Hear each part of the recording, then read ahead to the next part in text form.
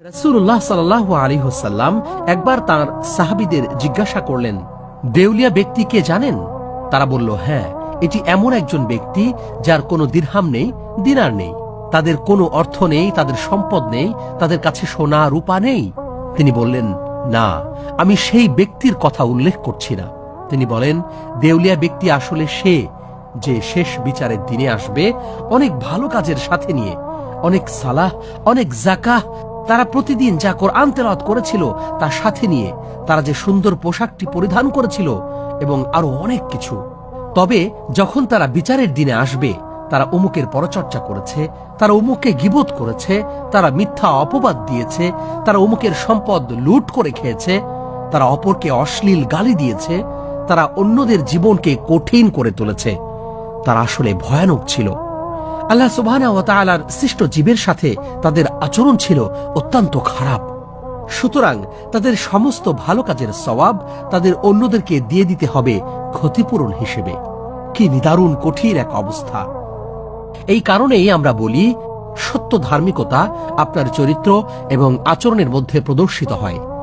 যারা কঠোর, যারা রুক্ষ, অশ্লীল, আপত্তিকর, অপবাদ দানকারী এবং এই ধরনের আরো অনেক কিছু, তারা পরহেজগার নয়।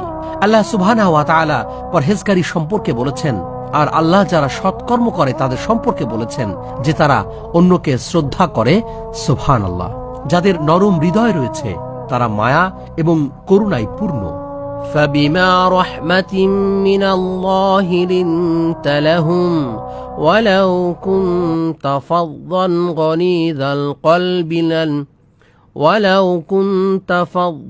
غليظ القلب لانفضوا من حولك। আল্লাহ সুবহানাহু ওয়া তাআলা বলেন, এটি আল্লাহর রহমতের কারণ যে হে মুহাম্মদ সাল্লাল্লাহু আলাইহি ওয়াসাল্লাম, আপনি বিনয়ী ছিলেন আপনার চারপাশের যারা ছিল তাদের প্রতি। আপনি যদি কঠোর এবং রুক্ষ হৃদয়ের হতেন, তবে আপনার চারপাশে যারা ছিল তারা আপনার কথা কোনোভাবে শুনতেও পেত না। এটা একদিকে। আল্লাহ তাআলা উল্লেখ করছেন চরিত্রের মাহাত্ম্যের গুরুত্ব। হযরত মুহাম্মদ সাল্লাল্লাহু আলাইহি ওয়াসাল্লাম ছিলেন চরিত্রের সর্বোচ্চ স্তরের অধিকারী।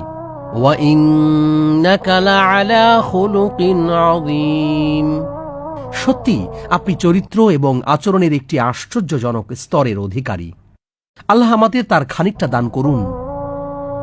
আমাদের সতর্ক হওয়া উচিত যে বাহ্যিক তাকওয়া আমরা দেখাই এবং কখনো কখনো আমরা যে আমল করি সেগুলি নষ্ট হয়ে যায়, বাতিল হয়ে যায়, কারণ আমরা যাদের ক্ষতি করেছি তাদের প্রতিদান হিসেবে। যাদের আমরা গালি দিয়েছি, যাদের আমরা শত্রু করে তুলেছি, যাদের সম্পর্কে আমরা পিছনে পিছনে কথা লাগিয়েছি বা পরচর্চা করেছি বা ওর সম্পদ চুরি করেছি, আমাদের সমস্ত আমল তাদের দিয়ে দিতে হবে, যতক্ষণ পর্যন্ত না আমাদের আর কোনো বাকি না থাকে। সুবহানাল্লাহ। আতাদরুনা মিনাল মুফলিস? দেউলিয়া ব্যক্তিকে জানেন? সুবহানাল্লাহ। বিচারের দিনে তিনি আসবেন এই সমস্ত আমলের সাথে।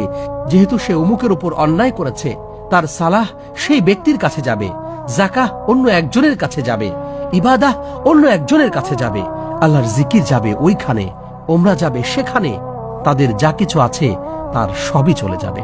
কার কাছে যাচ্ছে? যাদের প্রতি তারা অন্যায় করেছে তাদের কাছে। সুবহানাল্লাহ। তাদের কাছে আর কি বাকি থাকবে? হাদিস যা বলেছে তা মনোযোগ দিয়ে শুনুন। যখন তাদের সমস্ত ভালো কাজগুলি প্রকৃতপক্ষে হ্রাস পেয়ে যাবে এবং এখনো এমন কিছু লোক রয়েছে যাদের প্রতি তারা অন্যায় করেছে, অথবা তাদের ক্ষতিপূরণের কিছু বাকি আছে, তারা তাদের প্রতি যে মন্দ আচরণ করেছিল তাহলে ওই সব ব্যক্তির খারাপ কাজগুলো আসলে ওই ব্যক্তির কাঁধে আসবে যে তাদের নিন্দা করেছে। এবং যার অনেক ভালো কাজ ছিল কিন্তু এখন আর কিছুই অবশিষ্ট নেই এবং এখনো তারা মানুষের কাছে ঋণী, তখন তারা অন্যের বোঝা বহন শুরু করে। এবং এই কারণেই আমরা স্পষ্টভাবে বলি যে আল্লাহ সুবহানাহু ওয়া তাআলা বলেছেন যে একজনের বোঝা অন্যের কাঁধে যাবে না। তবে আপনি কি জানেন, সেটা শুধু তখনই প্রযোজ্য যদি না আপনি সেই ব্যক্তিকে মন্দ কাজ শিখিয়েছেন, অথবা যদি না আপনি তাদের প্রতি অন্যায় করে থাকেন এবং আপনার দ্বারা করা ভুলের জন্য ক্ষতিপূরণ করতে হবে, তখন তাদের খারাপগুলো গ্রহণ করতে হবে এবং তা আপনার পিঠে বহন করতে হবে। আল্লাহ আমাদের সবাইকে রক্ষা করুন।